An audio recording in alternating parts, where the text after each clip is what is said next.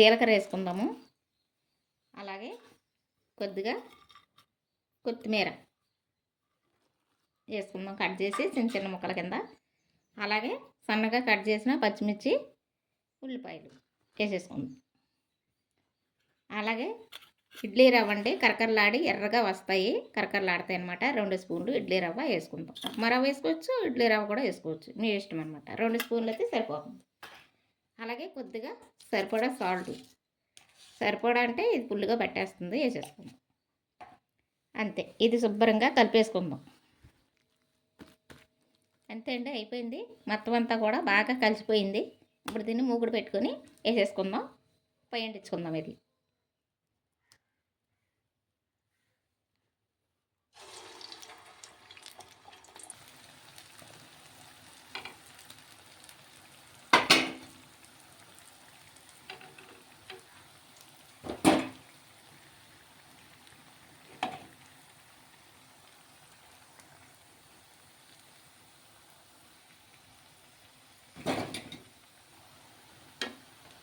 చుట్టాలు వస్తున్నారండి ఈరోజు, చాలా దూరం నుంచి వస్తున్నారు.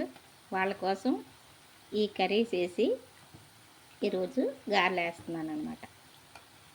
పాలకూర, బంగాళాదుంప ఫ్రై, రసము, గారెలు, కోడి మాంసం కూర ఈరోజు చుట్టాల కోసం అనమాట. ఇవన్నీ తయారు చేస్తున్నాను ఇప్పుడు.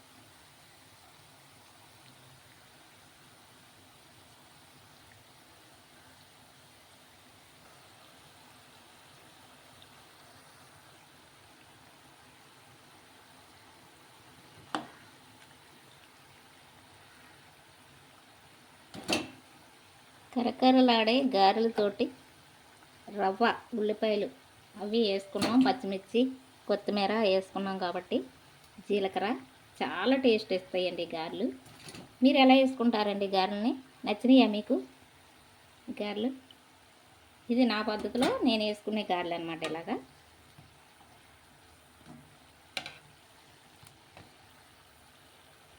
భలే ఉంటాయి.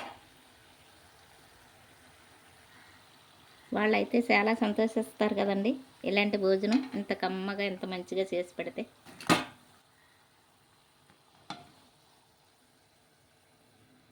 కరకరలాడే గారెలు రెడీ అయిపోయాయి మనకి.